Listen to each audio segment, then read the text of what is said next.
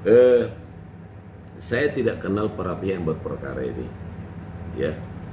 Tapi saya akan memberikan pendapat hukum saya terkait dengan perseteruan ini. Ingat ya, KKSS itu organisasi loh, ya. Berarti ada pengurus, ada KSB-nya, ada ketua, sekretaris, bendahara dan pendidik dan anggota pengurus yang lain. Dan dia itu KKSS ini diakui oleh negara yang memayungi sekian juta warga, keluarga besar Sulawesi Selatan, ya. Nah, jadi kita supaya netral, objektif dan profesional, kita jangan lari dulu siapa pelapornya, siapa terlapornya. Ini bicara persoalan organisatoris. Nah, karena mereka adalah organisasi dan menyatakan mewakili keluarga besar Sulawesi Selatan, iya dong. Nah, jadi tidak perorangan, ya. Kalau laporan perorangan dia nggak bilang saya mewakili, enggak. Yang diakui ini KKSS. Nah, sekarang ada perkara atau laporan polisi, ya, yang merasa korban membuat laporan di polisi, ya toh, terhadap seseorang. Nah, yang si pelapor ini katakan misalnya dari organisasi KSS, ya, berarti pengurusnya yang buat laporan polisi terhadap seorang terlapor.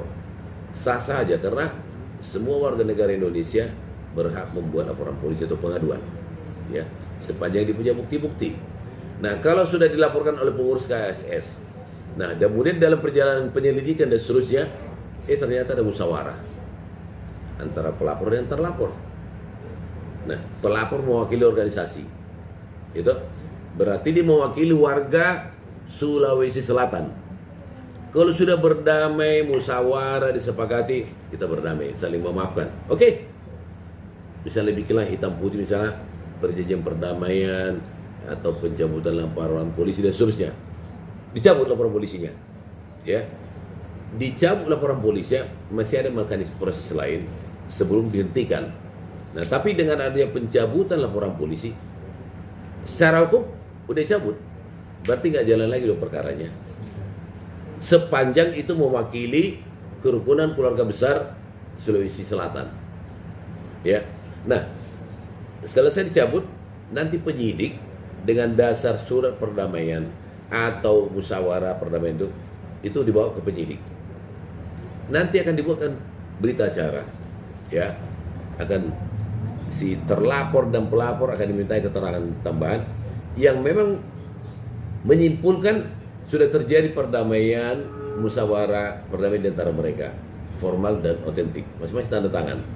Jadi di samping pencabutan perkara, itu lampirannya untuk menerbitkan penghentian perkaranya, penghentian proses hukumnya.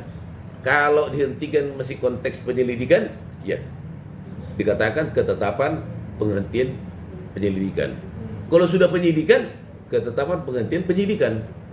Selesai dong, ya, tuntas.